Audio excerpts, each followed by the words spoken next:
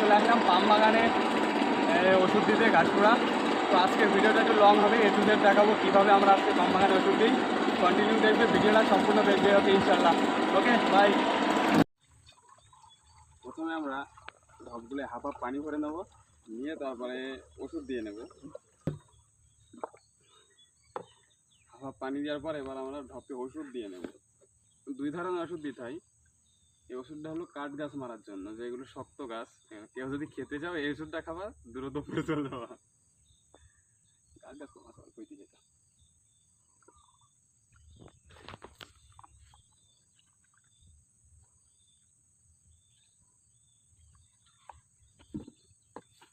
একটা ওষুধ আছে, এটা ঘাস মারার জন্য, এটা একটু বেশি দিতে হয়।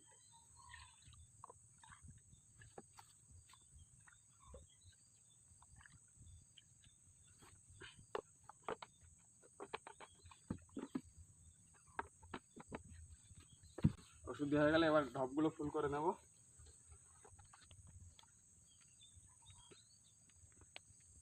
মালয়েশিয়ায় পাম বাগানে এরম প্রত্যেক জায়গায় খাল থাকে, খালের ভেতরে পানি থাকে, এখান থেকেই বেশিরভাগ পানি নেওয়া হয়।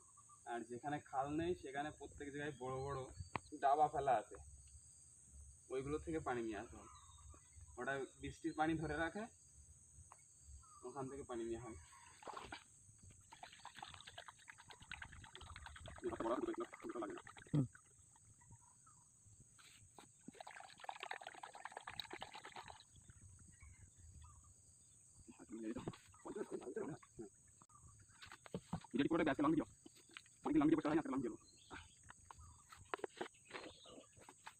এবার আমরা মেশিনটা স্টার্ট দিয়ে নেবো, যেহেতু তেলে চলে, তেল ভরে নিয়েছি।